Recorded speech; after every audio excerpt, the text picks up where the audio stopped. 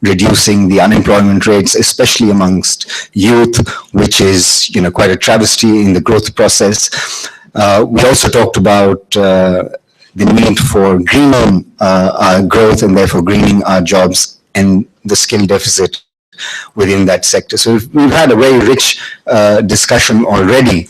And between the first day today, at the end of the first day, we're very fortunate to have Dr. Ahluwalia give us this special address on jobs creation in India and to draw some lessons from international experience. And given the expertise that we have assembled in the room, and I see a number of experts who worked in this area, who's worked in jobs, what I would suggest to make this session really engaging and fruitful is for Dr. Ahluwalia to speak for about 15 minutes, set the stage, make a few introductory remarks, and then have an engaging, stimulating session with lots of questions and perhaps insights from your own specific experiences.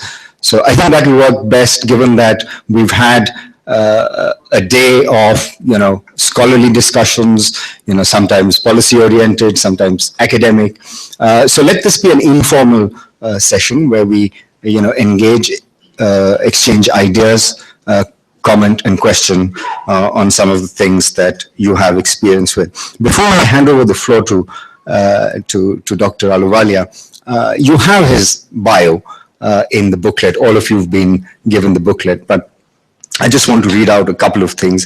His CV, whenever I read his CV, and I guess anybody else reads his CV, it just doesn't cease to amaze. So he has an astonishing CV. And he needs no introduction. As I said, he was Deputy Chairman of the Planning Commission and has been a key figure in India's economic reforms, and he was conferred, for our foreign guests, he was conferred a very high civilian honor, which is called the Padma Vibhushan by the President of India in 2011. He's been to the best universities in the world. He was a Rhodes Scholar, very prestigious scholarship, which was given, I guess, at the time. Dr. Ahluwalia would have got the scholarship to two people, I think two students from all over the country. Now, the Rhodes Scholarship, I think, accommodates 6, but at that time it would have been just 2.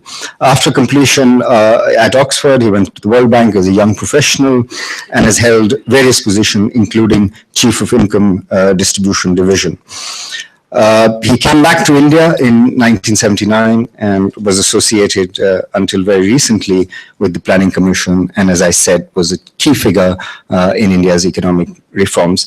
He's written on various aspects of development economics. He's published in journals to which economists would die to publish in, including the American Economic Review, the JPE, Journal of Political Economy, and also the Journal of Economic Perspectives. He's an honorary fellow of Magdalen College, Oxford, and a member of the board of directors of the Global Green Growth Institute in Seoul.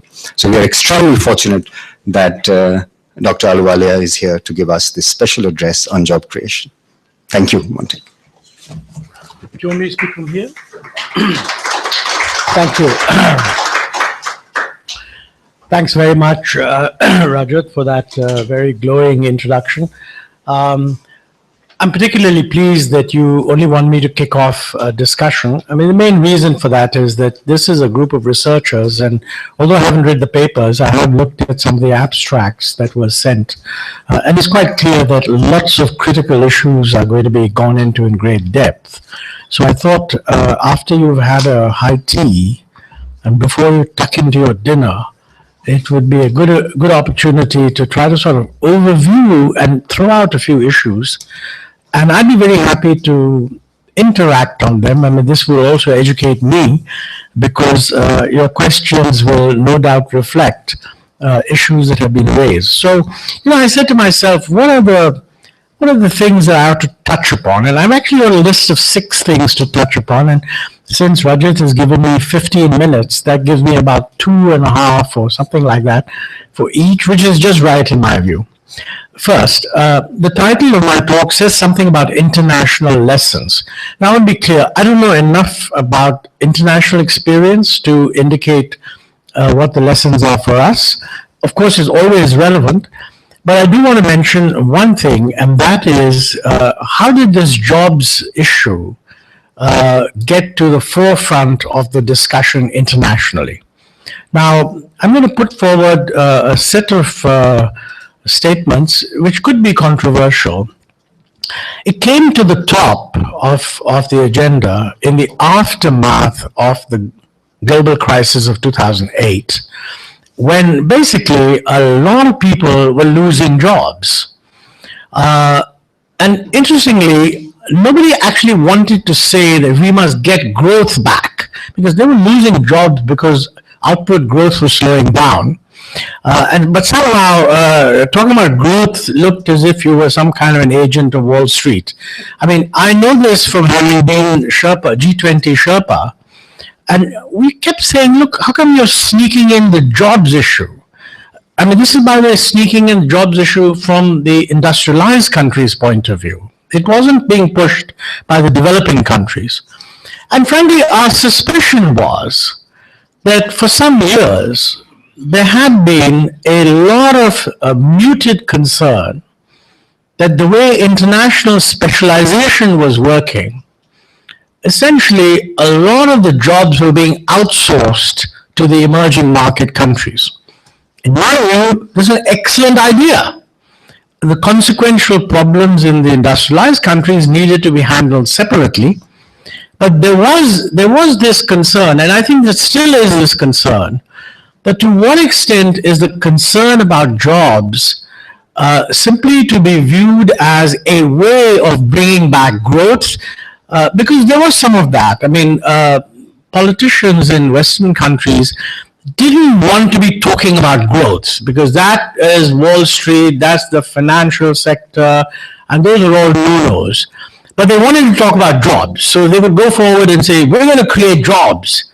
Everybody would say, wonderful. The only problem with that is a lot of the people who were saying, what about creating jobs, were actually also saying, what about preventing jobs from being outsourced? And I don't want to press this point, but it's something that needs to be kept in the back of one's mind. And very important to note, by the way, that the depth of the angst in the industrialized world was not about the proportion, the number of jobs lost. I mean, so unemployment went from whatever 6% to 9%, 5% to 9%, 4%.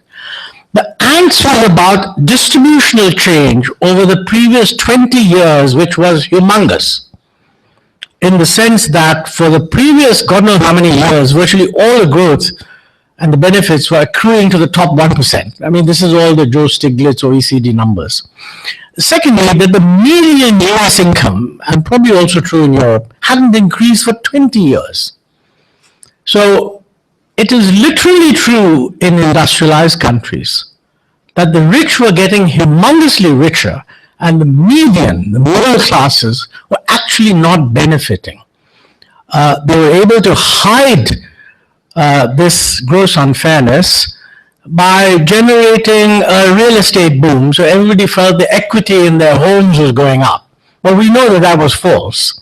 And when that broke, everybody said, what the hell is going on? That was the international context in which jobs came to the focus.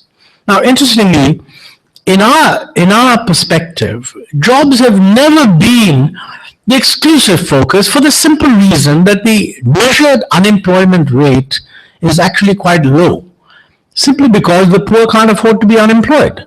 The real problem in India is that the income levels of those ostensibly employed are too low. And so I can remember on several occasions saying that the measures of unemployment that are being compared are quite ridiculous.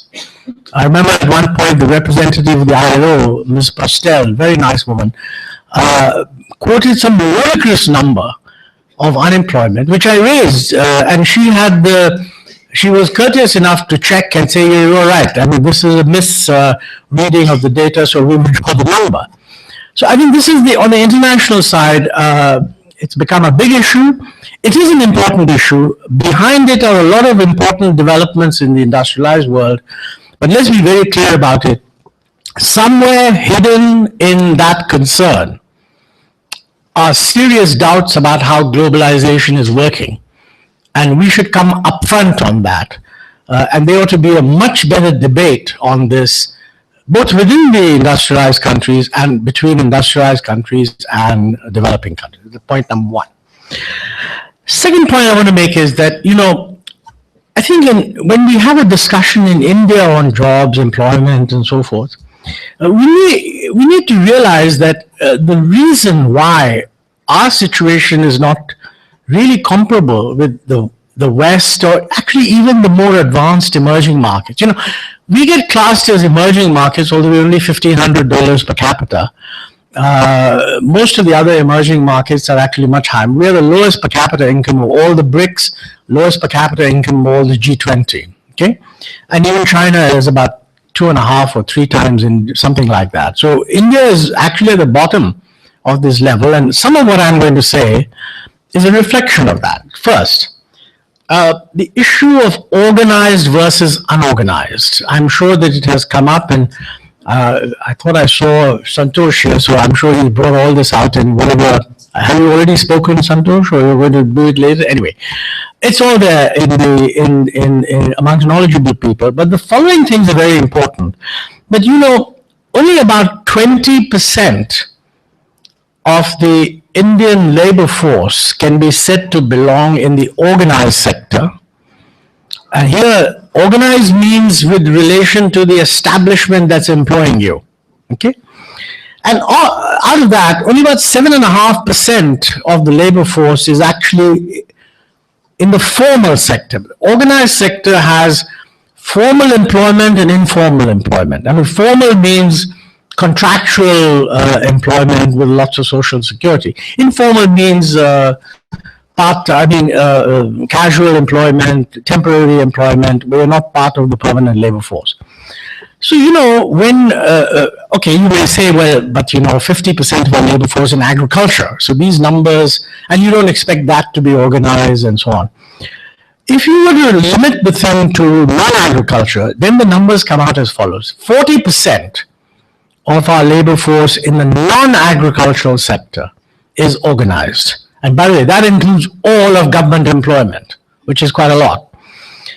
Within that, about 17, if you look at those in that category who have formal employment, i.e. a contractual relationship, out of the non-agricultural workforce, it's 17%. So, I think one of the issues you have to consider is whenever you use categories for labor, jobs, etc., they're totally relevant for organized come formal. Whereas the organized come formal, the organized is much larger than the formal, because the organized sector employs a lot of people who are not classified as formally employed.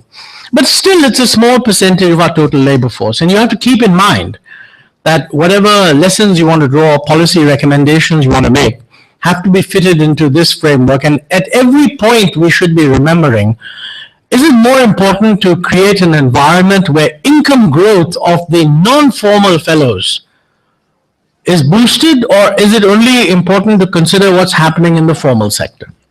I'm not going to answer this question, but it's something that may come up in discussions.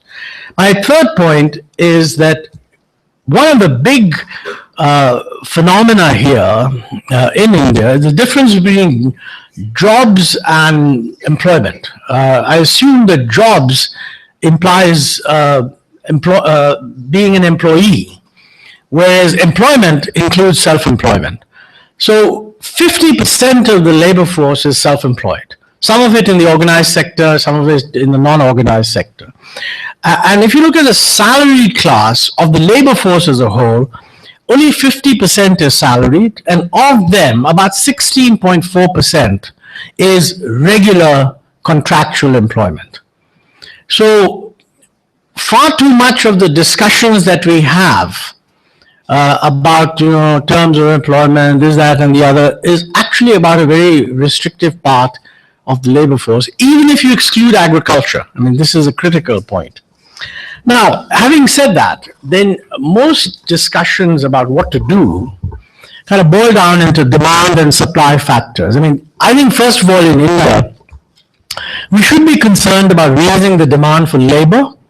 That will help the self-employed, that will generate more income, whether for formal or informal, and certainly for all the self-employed and in agriculture also. So whatever it is that's going to raise the demand for labor is good. Clearly, a higher growth rate will raise the demand for labor. If the growth pattern is biased towards highly capital-intensive technologies and sectors, I mean, for example, if you have a mining-oriented growth, and we are never going to have that for other reasons, but if you did, it's quite possible that the demand for labor won't increase at all, because essentially it's highly capital-intensive. But you know, if you have a growth process where a lot of growth comes into agriculture, a lot of it comes into services, a lot of it comes into what one would call low skill, less capital intensive manufacturing, then everything you do on that side is going to generate more demand. I'm sure that the problem is when you start with labor and then you expand to include all these things, you're really covering every chapter of an economic review or a plan document. So the instrumentalities are a little different from that specific sector. But then you have the supply side on labor, and that is, of course, very strictly and narrowly what people would call a part of labor economics. And I think there are two conflicting kind of elements. One is the whole demographic dividend story. I think it's important from a demographic point of view. For the next 20 years, we're going to have, they're going to be the only country that's going to have an increasing supply of labor. Others will, in some sense, have a shortage of labor. Mind you, a shortage of labor doesn't mean that they're going to be importing labor. It just means that at the present configuration of prices, they're going to have more labor. So what's going to happen is they're going to become more capital intensive, technologies are going to save on labor, etc., etc. That's the bottom line. So what does India do with this huge demographic dividend? And clearly, in order for the demographic dividend not to become what they call a demographic disaster, a hell of a lot has to be done on the demand side for labor. All that stuff about growth, pattern of growth, and whatever the policies that are needed to bring that about. On the supply side, it is extremely important that this labor be of a quality that can actually be used in a growing economy. Now, I have Manish here, who's actually been the expert on this, advising us when I was in the Planning Commission. I hope you're continuing to advise the government. And, you know, he's been a very articulate spokesman of the deficiencies in our skilling system. And I agree with a lot of almost everything that he must have said or is about to say.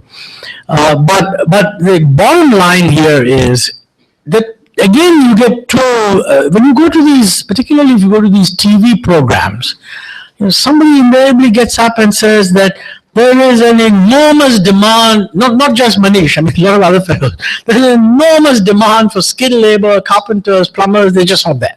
That would suggest that, you know, there's something wrong with our skilling system. And that's absolutely correct, there is. And many things are happening there. And I think it's very important for us, if we are learning lessons, to focus on those, because a lot of the other macro demand issues, I don't think the lessons are either unknown or when there are lessons, applicability is an issue. But I think on skilling, this is a crucial point. And some progress is being made in this matter. Manish was telling me outside that a very important development in the last 2 or 3 days is the passage of the apprenticeship amendment to the Apprenticeship Act, which had been in the pipeline for some time. And it's a very sad commentary that no newspaper reported it. I mean, it's quite extraordinary that, you know, sometimes newspapers want to only report critical things, but right now the government's going through a normal honeymoon. This is a very specific development which is very important. And I was amazed when he told me this was no newspapers reported it. So On the skilling side, lots and lots of stuff that we need to do, and we certainly need to learn on apprenticeship and so forth from the Germans, from the Singaporeans, and many others. My last point is not so much a point, but an issue. And I think it's an issue which requires a bit of reflection. And that is that any medium term sort of assessment of what's going to happen to jobs, etc., must be anchored in a perception of structural change. It would be the hugest mistake imaginable to assume that structure is going to remain unchanged and demands are going to go up. Actually, what's going to happen, what are the structural changes? Number one, agricultural employment must go down. Frankly, if it doesn't, it's a sign that we're not achieving the results we want. So we do not want an increase in agricultural employment. This, by the way, I mean, one of these days you should have a meeting of MPs and ask them to vote on the proposition that, do you agree that we do not want an increase in labor employment in agriculture? I mean, they will unanimously say this is completely wrong. What we do want is an increase in demand for agriculture which will jack up real wages. That, by the way, will make some of the farmer MPs have doubts about this. But it is a structural change issue. The second structural change is the process of urbanization, which is kind of linked in a way, but actually different, because you can reduce labor share in agriculture and just have a lot of non-agricultural activity in rural areas. And indeed, that will happen.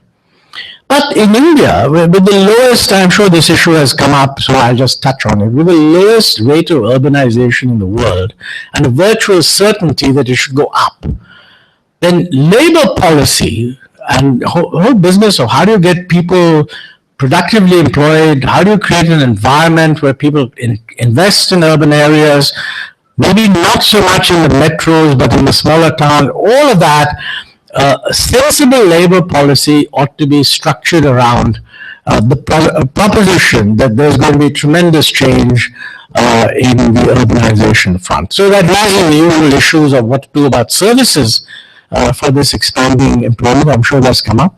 But more important also is that if these are going to be increasingly modern industries, housing for this new category of people in urban areas is a huge, huge challenge. And how exactly is that going to be handled? I mean, it's quite critical that that be handled well, because you could do everything right. But if you're running a system in which basically there's no way in which the growing labor force entering urban areas can actually get a house, all you're going to have is more and more encroachment, and down that path goes a whole string of things which cannot be regarded by anyone as good. Second, structural change. I noticed that there was a paper on green jobs. Green jobs is a big thing. They're in favor of all jobs. I think I like the abstract that I saw. I think very correctly posed the issue that will the switch to the green economy create new net jobs? I mean, clearly it's going to create more green jobs. But the issue that arises is, will the green jobs be more and of better quality than the brown jobs that would have happened in the absence of a green economy? And I think how far you make this into a general equilibrium analysis is difficult, because, I mean, you could argue that if you go to brown economy, the economy will collapse, so there won't be any jobs anyway, brown or red or whatever. So if you move to a green economy, if it is felt to be pretty much unavoidable, one can argue about the pace of it, and I'm sure they're doing that in Lima right now. So I think we need to be clear, what is it that we're really talking about? And if the name of the game is that, look, the shift to greenness is a compulsion anyway, you know, what it does to jobs is only a second order issue. The important thing is how to get the main thing done. I fear that in the international context, very often, the agenda of green jobs is bunged in because jobs is important, and there's some kind of a hope that if only you can make this look like green jobs, everybody will go for a green economy. And I think that's putting the cart the other way around from the horse. Well, there are lots and lots of other things that one could be talking about, but I just want to throw out these as issues that struck me. And if you already had a long discussion on it, I apologize, but if you want to have more, I'm very happy to interact. Thank you.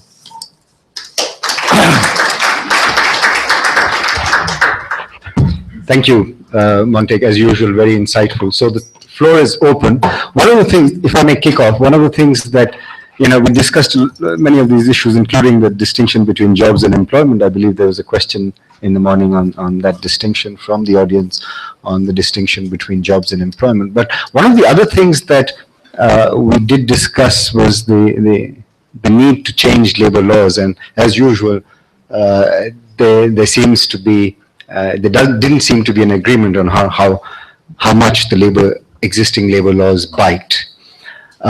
And that legislative reform of labor laws could take a lot of time, and therefore the important thing right now is not to try and attempt to kind of revamp the legislative process of the laws, but rather get the plumbing right, get the governance right.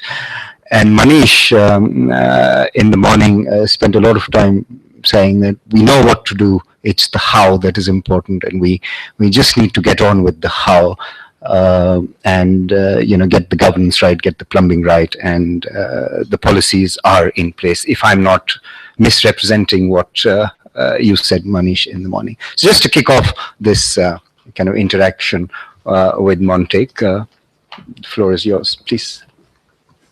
Alex, would you want to, the question that Montek raised about Yes, net new jobs? Yes, well, I was very pleased that Montek agreed that should be the focus, because I share the view that the green jobs narrative is misleading, and one should focus on the prime benefits of going green. And I was making the point in an earlier session that some of those benefits come very rapidly and for poor people, and that needs to be remembered.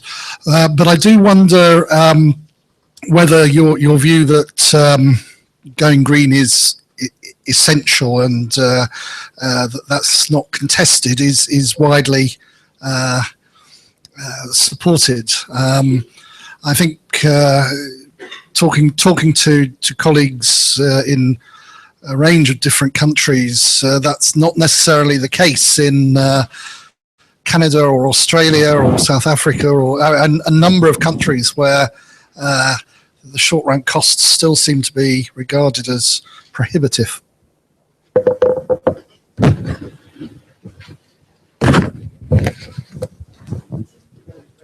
You to please identify yourselves as well. Thank you. Sorry. You please also identify yourself. Oh yes, my name is Arup Maharatna.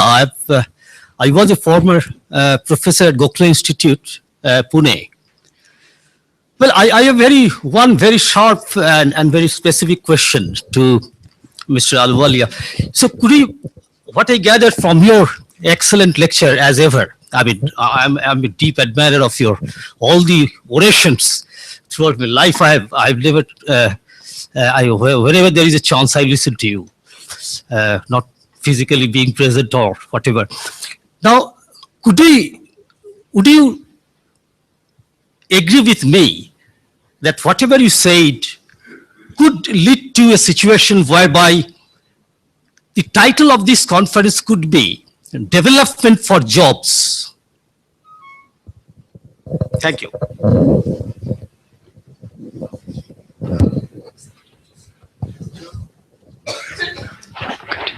Okay, Piotr Lewandowski, IBS, Poland. Thank you very much for this speech. I thoroughly enjoyed it, and I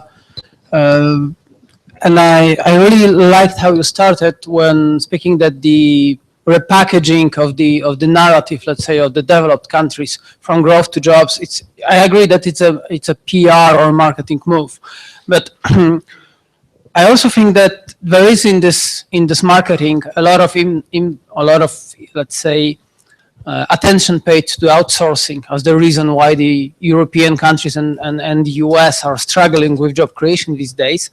But at the same time, I think that when you look at what really happened on this labor market is that also technology has not really helped these countries.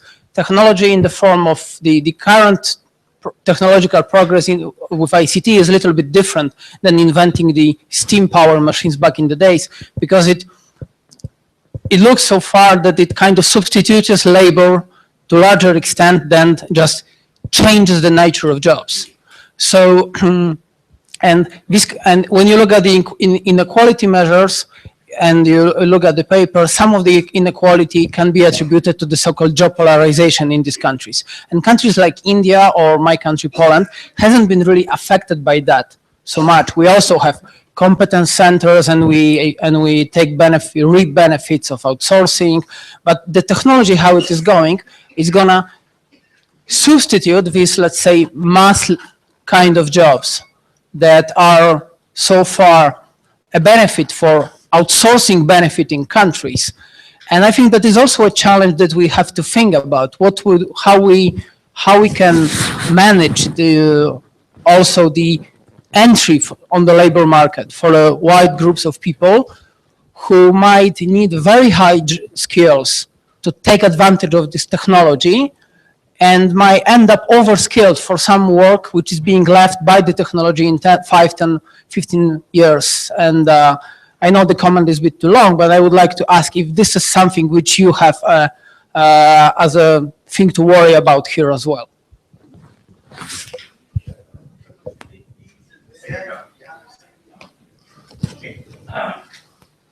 Let me quickly go through your point about development for jobs. Sorry, your point about development for jobs. Yes, I mean, look, jobs is an outcome of a development process.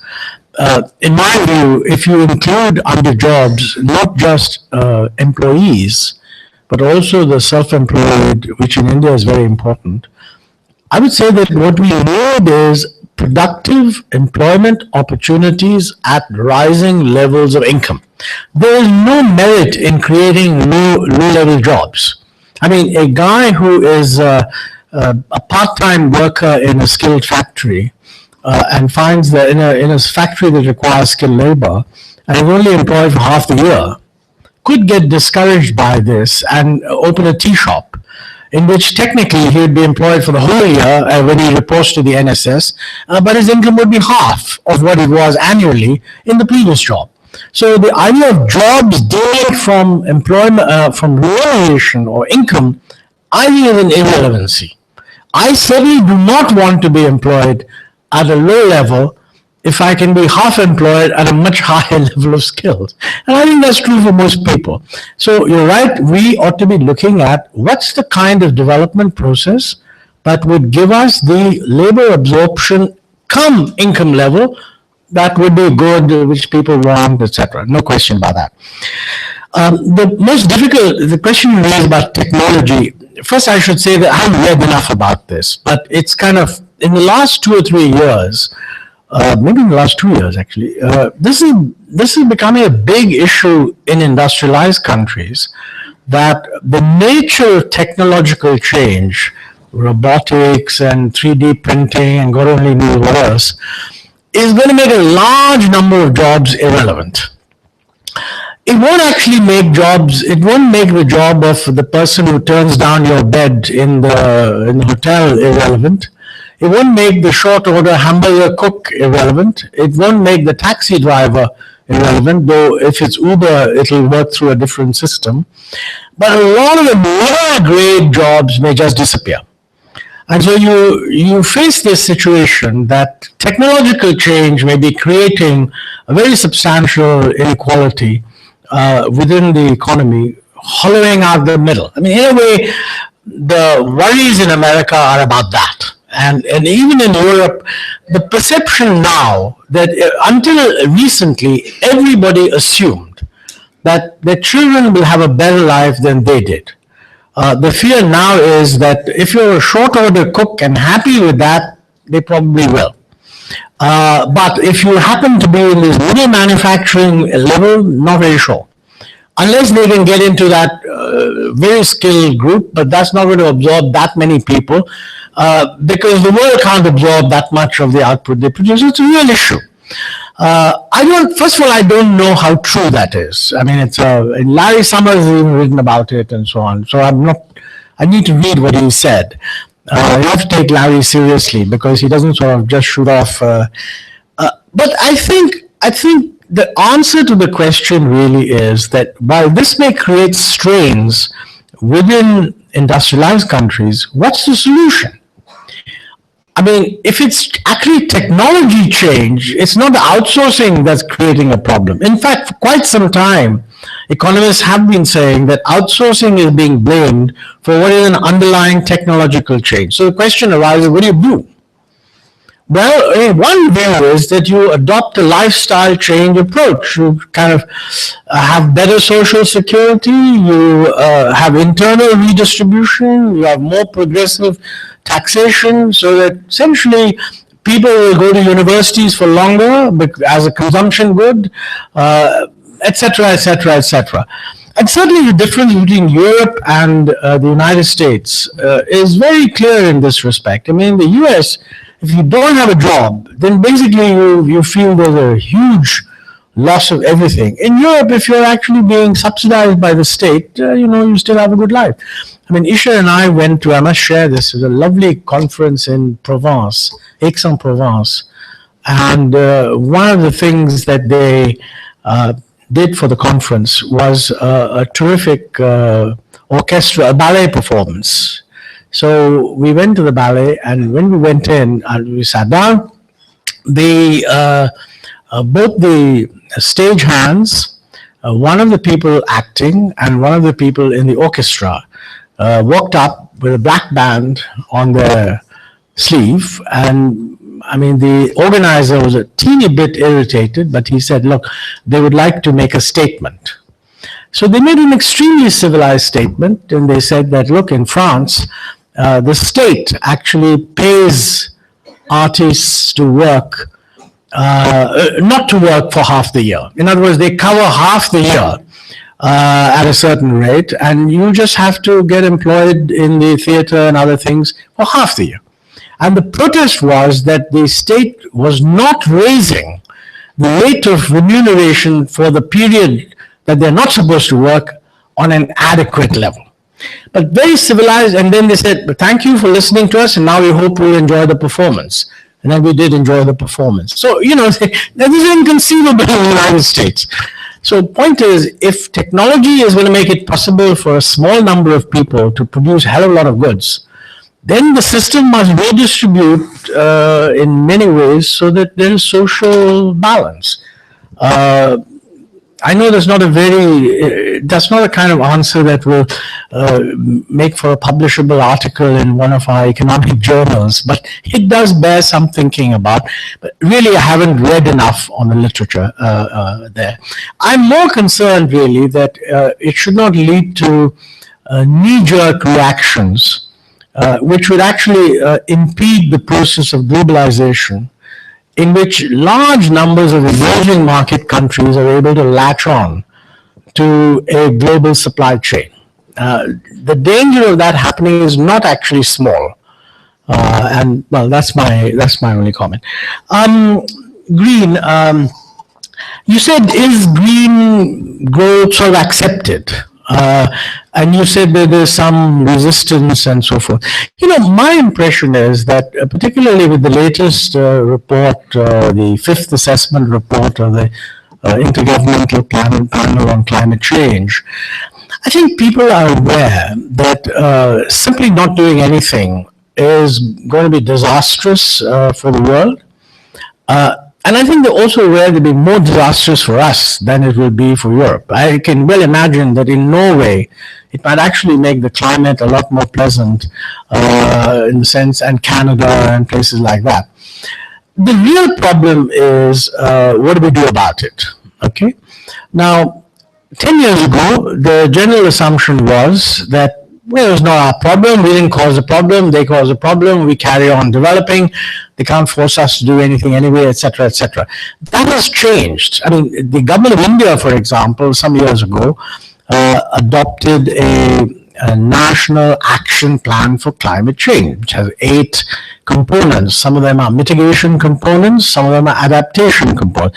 Obvious mitigation component is solar energy, so renewables, wind and solar. So we're doing something. The problem, and you're right, some countries don't seem to care at all. I mean, Canada, Australia, the United States didn't ratify the Kyoto Protocol, but they're now talking about putting in some. So it's a mixed bag. I think the real problem is that will we get to a globally agreed solution?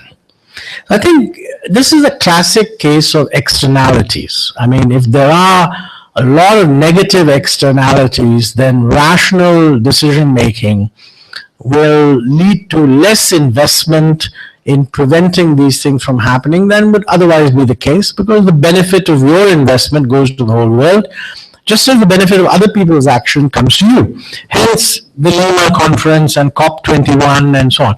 Now, I'm not particularly qualified to judge whether that's heading to a success.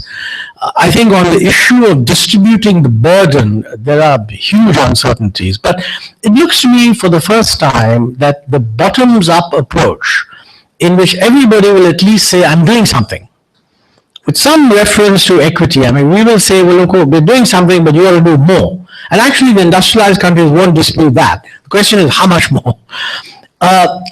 Progress is that 3 years ago, the developing countries were taking the view that there should be no obligation at all on developing countries under the common but differentiated responsibility, blah, blah.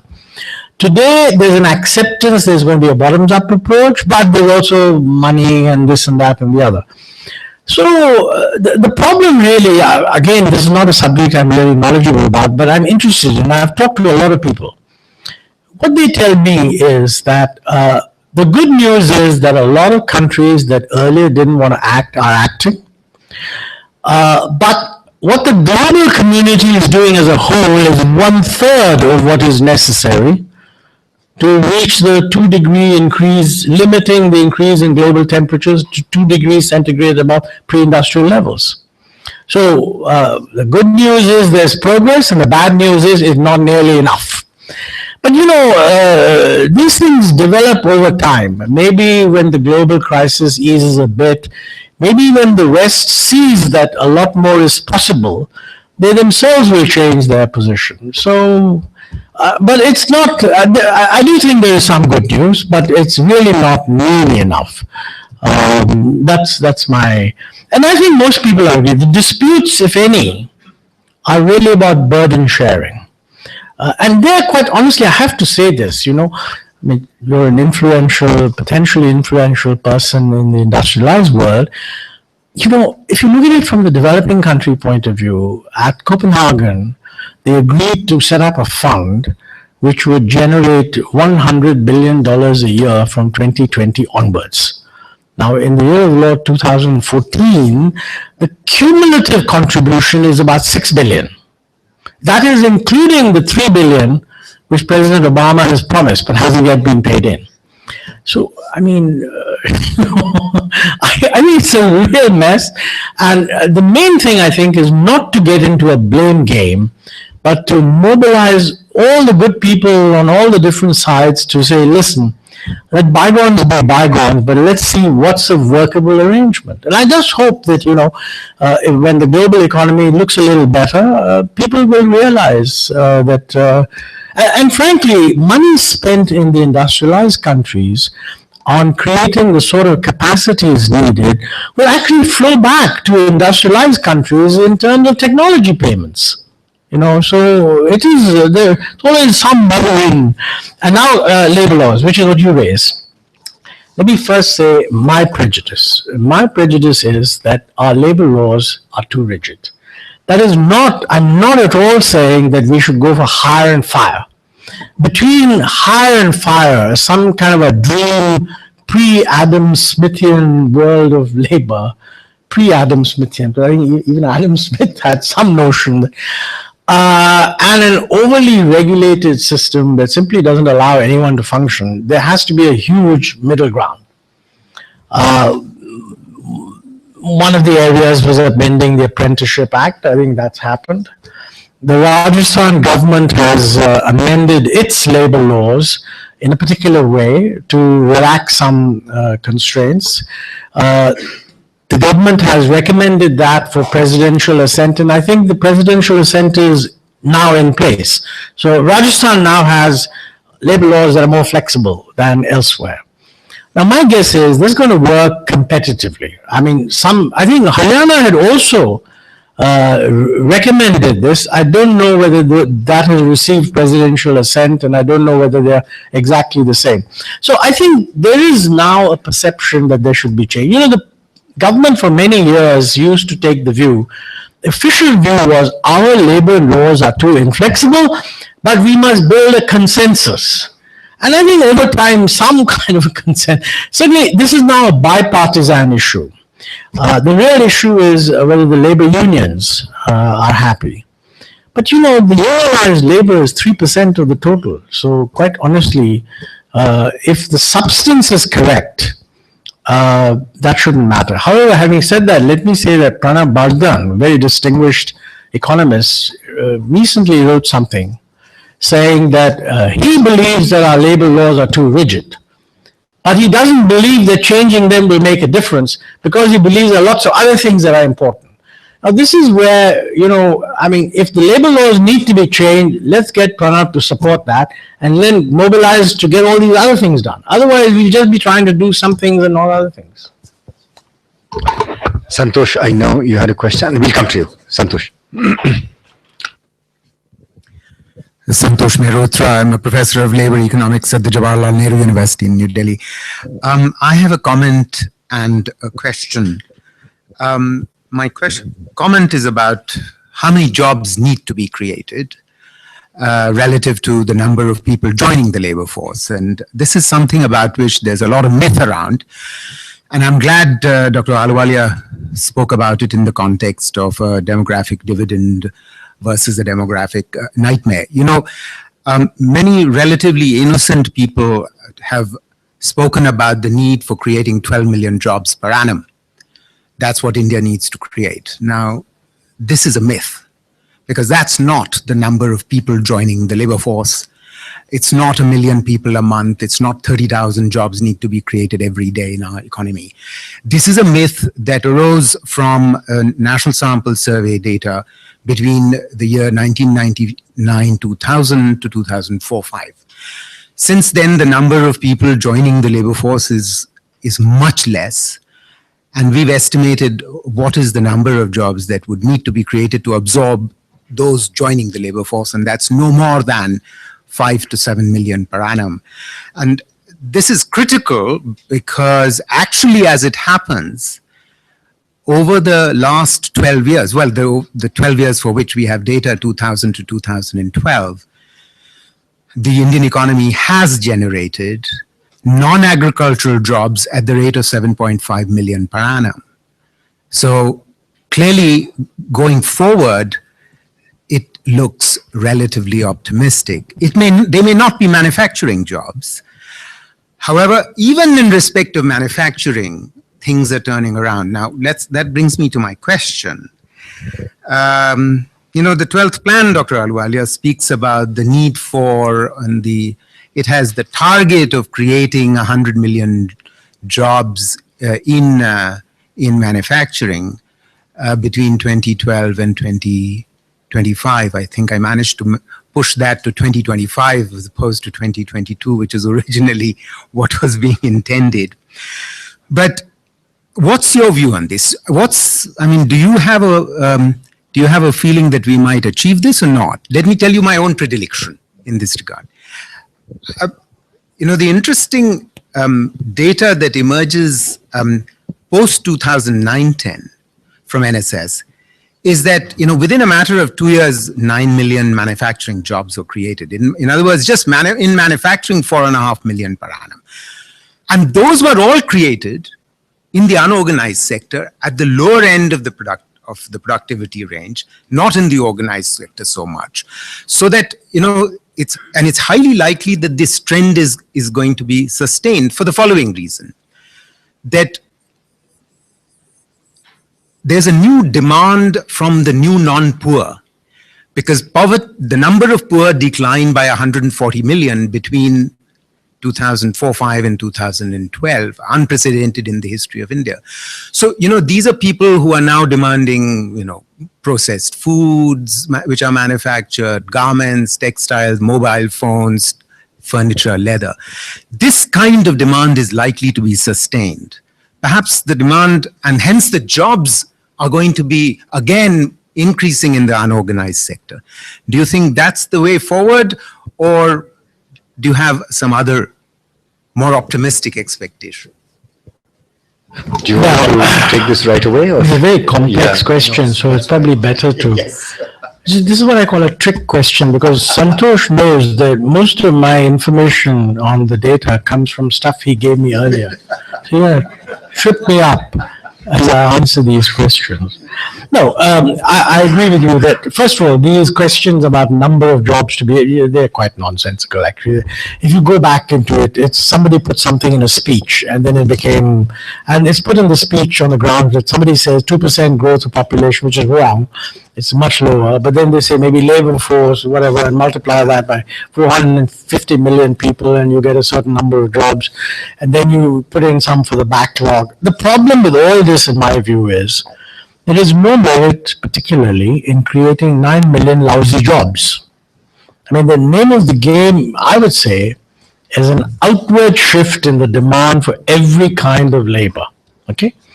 I think you're making a very important point that if the growth process is genuinely inclusive, which I think at least up to 2011-12, I mean, I've always said, I've now conceded by many people, that while there are many deficiencies, particularly in the delivery of public services, health, education, etc., incomes have been rising in every, at least real consumption has been rising in virtually every decile. So what you're really saying is that the demand pattern that is generated by an inclusive growth is going to be for somewhat simple manufacturers, which at the moment are being produced in the unorganized sector. The real question is that will that continue? Or if, for example, in 10 years' time, our per capita income doubles, then many of these things will be produced by more organized units, especially if labor laws have been changed, which make it more possible for units to move upward. There is a problem here, for example, we all celebrate, and I mean, I share that view, that the government of Rajasthan's raising of the minimum level at which Chapter 5 or whatever of the Industrial Disputes Act, about closing down a unit or ending firing excess labor begins to operate, has been raised from 100 to 300. But actually, if you look at the concentration of companies, they drop off after 50. So this is Bardhan's point, that, it's simply not true that the labor thing is the dominant constraint. That's not to say there isn't a constraint, and I'm glad that we're getting this done. We need to find out what is it that will make more of our so-called small units into larger units. Finally, the flip side of that coin, which I think, again, you should ask MPs, are you quite happy with 1/3 of the existing small-scale units shutting down and their space being occupied by the other 2/3 who will expand? The general view would be, this is too difficult. I think everybody should expand. If everybody expands parallel, then we'll get your result at low levels of productivity.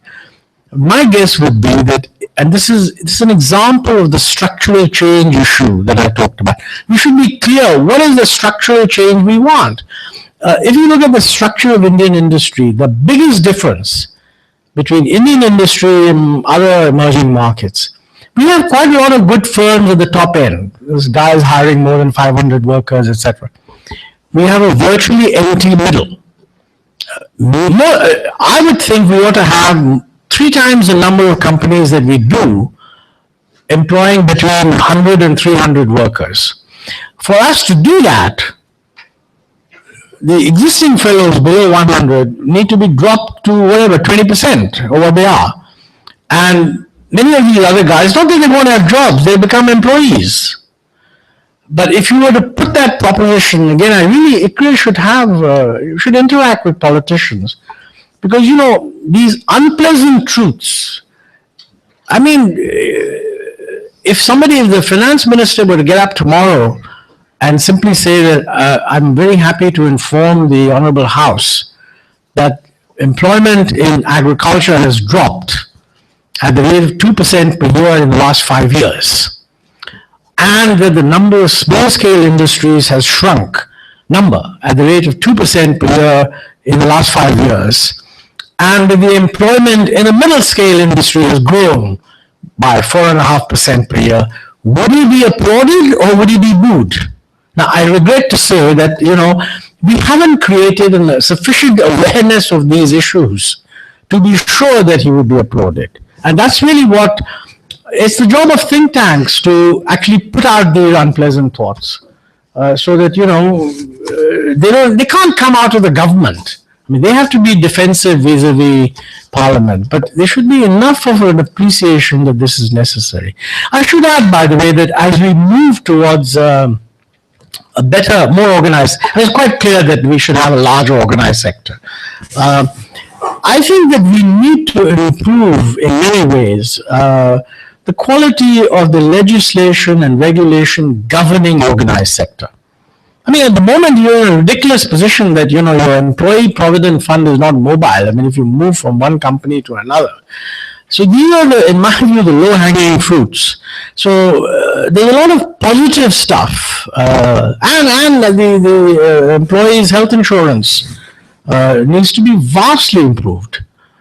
So, we need a structured response to how to deal with the changing structure that we're going to see. And it's all in the context also of urbanization. Because, more and more of these guys are in towns, then the ability to get the relevant health service is high. It's not scattered all over the place and so forth. It's not for the want of trying that our engagement with the politicians is relatively low. We do engage with them, but often the engagement, and I'm not being facetious, often the engagement is through the how should I put this? Through their staff, the secretaries, and through the. So I didn't say politicians, but I said MPs. MPs. Because, everyone wants to get ministers. They have so many things to do. Just get the MPs. That's the important thing. Yes, I think you had a question here, and then there are two more questions. This gentleman has been wanting to. The mic, please, and please introduce yourself. This is Dr. Rakesh Mittal. My concern is about this, health sector and education, which are, I suppose, very important. You put it in under organized sector, no problem, sir. But the lower functionaries in health sector, ANMs, multipurpose health workers, and all those, there are millions in India, as well as the teachers.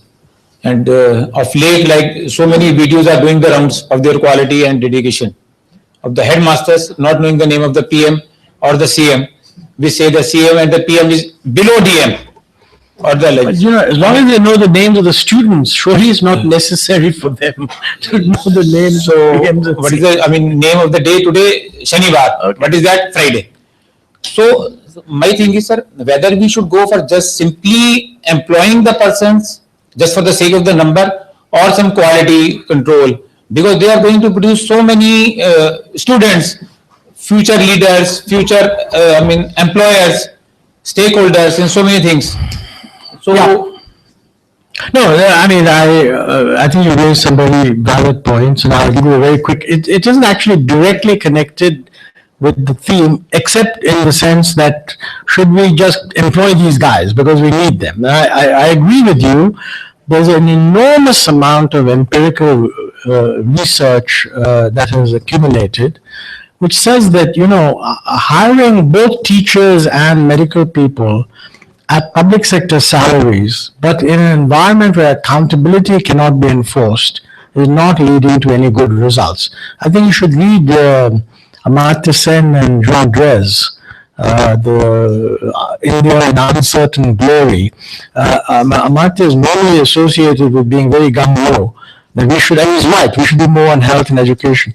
But this book brings out very clearly the dysfunctionality of a lot of what is being done.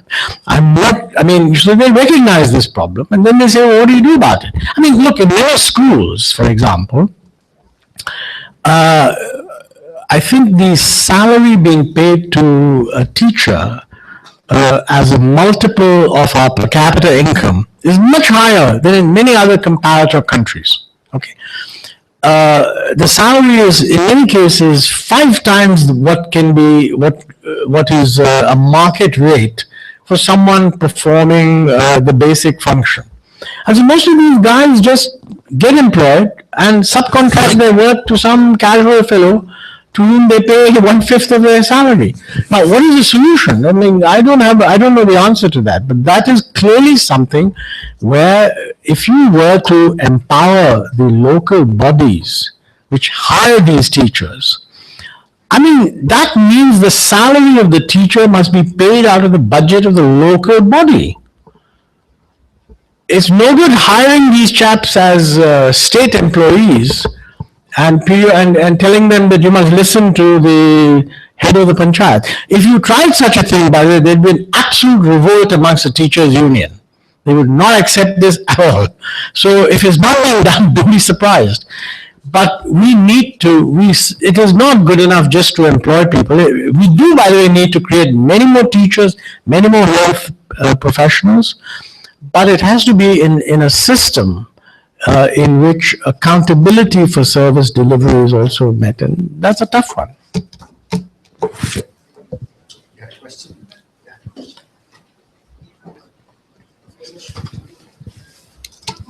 My name is Smith, but I'm not Adam Smith, but just Günther Schmidt from Germany.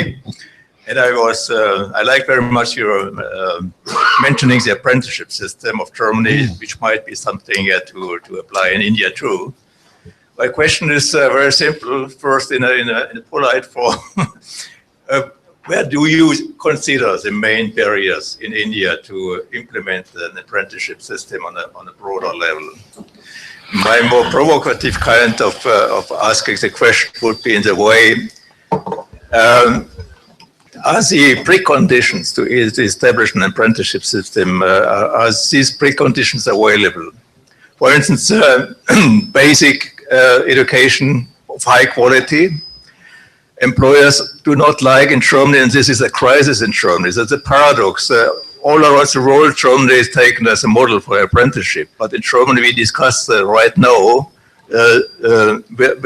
we should even abolish the apprenticeship system because it has serious flaws.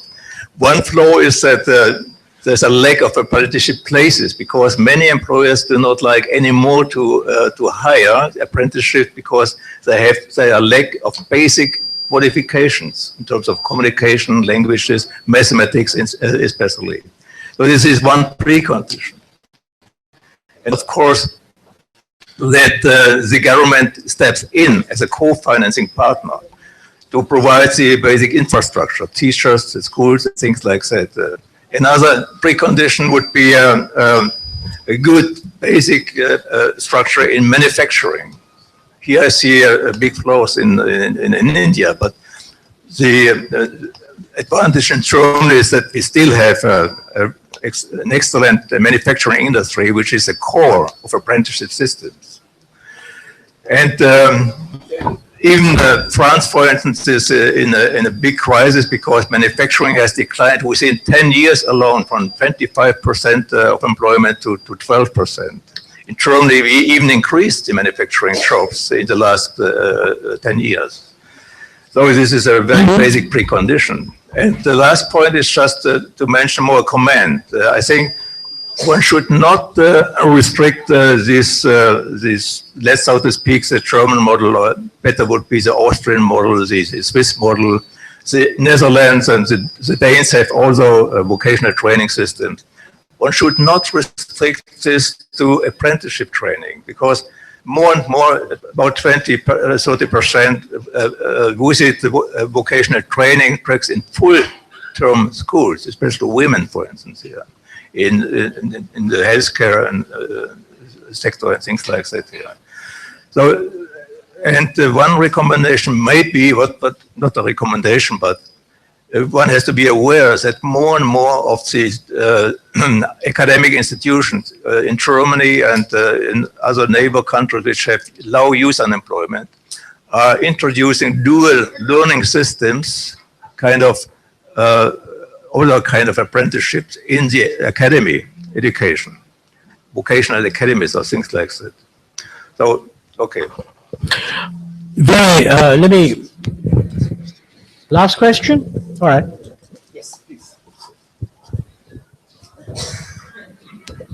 Thank you very much. My name is Peter Bonil. Another question from Germany. I work for German Development Corporation. And I also want to come back on the points you made about the demographic dividend. And I'm wondering,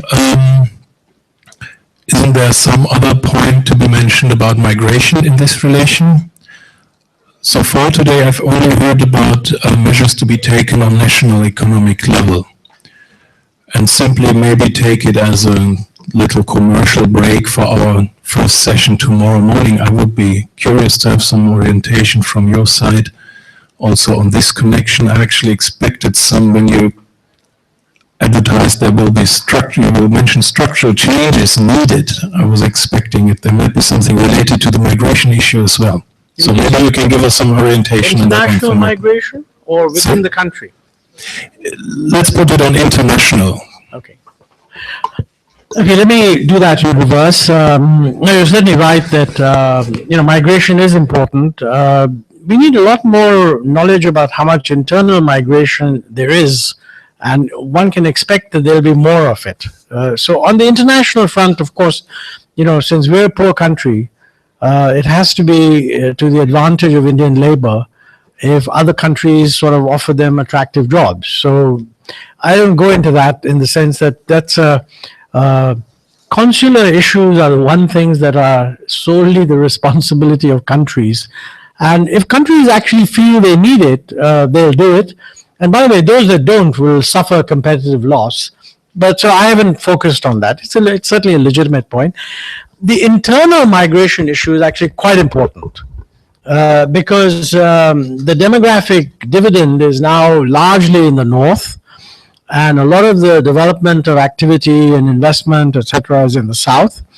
And if there is a corresponding migration, that will have very profound structural, social, and other impacts on the politics of the country, actually.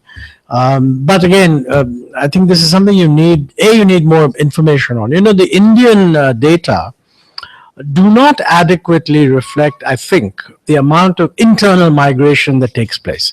If you look at the census, the number of people that are deemed to be migrants is ridiculously low. Whereas everybody knows that if you go to Chennai and you want a construction worker, he's either speaking Hindi or Odia. And much the same thing is true in many other parts of the country. So our data is not good there.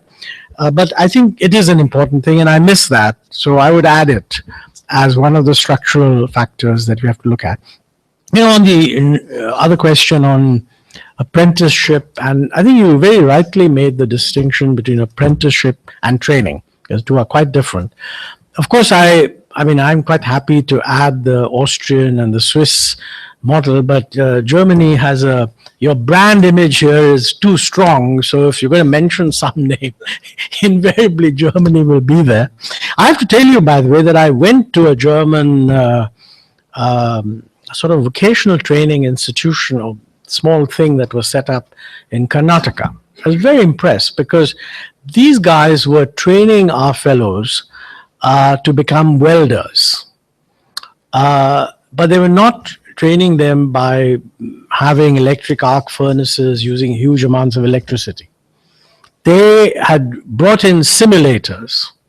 So there were these kids, and they would be given strips of metal, and they put on a little helmet which made them see into a TV screen what would have been happening if they really had an electric welder, sparks flying and all the rest of it. And no sparks were actually flying, but the computer was able to judge whether they did a good weld or they didn't do a good weld. And I was quite impressed by that. And the guy told me that, the saving on electricity, this goes back to green growth, is enormous, because otherwise chaps are wasting huge amounts of electricity in learning. Whereas this way, 80% of their learning is on the simulator. And then just for the last semester, they actually do some welding. The second story, that even better, I think, in some ways, is that the machine that they got initially was obtained from Germany and was imported at about 65 lakhs.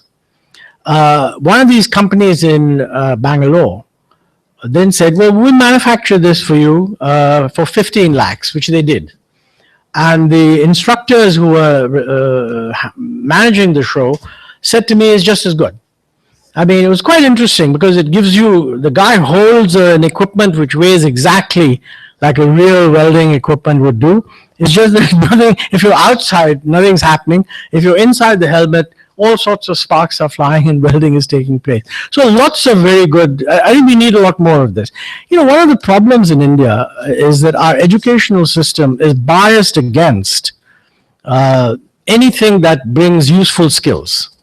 Now, for example, economics is a very favorite subject, but in the aftermath of the global crisis, many people genuinely think that its value added is actually negative. We've got situations where IIT graduates are all rushing off to join Goldman Sachs in order to wreak God knows what damage on God knows which economy through financial innovation. So I think we've had this slightly Brahminical value attached to abstract education and very little to actual acquisition of skills. Now that's only going to change when the structure of the economy changes. I mean, when people find that a skilled welder makes more money than a clerk in a government office, they're not going to want to become a clerk in a government office. And that is 100% certain, because the fiscal situation will not permit an expansion of central government jobs. State government, all this education and health and so on, yes. So people have to work there. The problem at the moment is that central government jobs pay at the lower end approximately twice what the market would give you for an equally good performer. My friends at the upper end tell me that they get paid 1/3. I'm not commenting on that, whether it's true or not. But it's certainly true. I mean, a driver in government gets twice the salary that an equally good driver would get if you hired him from the market. Now, in that environment, everybody is rushing to get government jobs and to meet the certification requirements of government jobs. But I would say that in the next 10 years, this is one of the most important structural changes that actually should take place. So I think you mentioned many other things about why don't we do this and why don't we do that, and they're all very important. Manish, who's sitting behind you and is the acknowledged expert on this, tells me that a lot of this has actually happened. Now, if you collar him as you're at the end of this session, he'll brief you. But government subsidy for apprenticeship, yes. And even, I think, linking giving credit for apprenticeship to get into some higher level of vocational training, etc. So I think it's there. But, when I say it's there, these equivalences were only established last year. I mean, Mr. Mehrotra had a big hand in that. And this law has been amended, which has been in the works for several years, just got amended 3 days ago. So it is very, very recent. And I think that's one of the problems in India, all this gradualism, that it takes a long time for things that are in the pipeline to emerge, and then it takes some time for them to have effect. But maybe there is some progress taking place anyway. Thank you.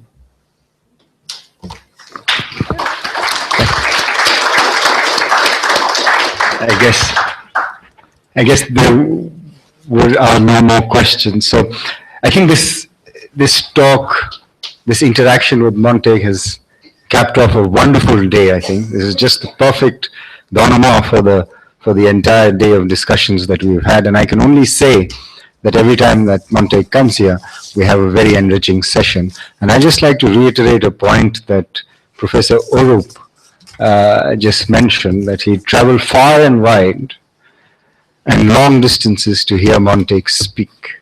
And I'm sure all of you would do the same. So it's been wonderful to have you here. Thank you very much again for coming. Thanks.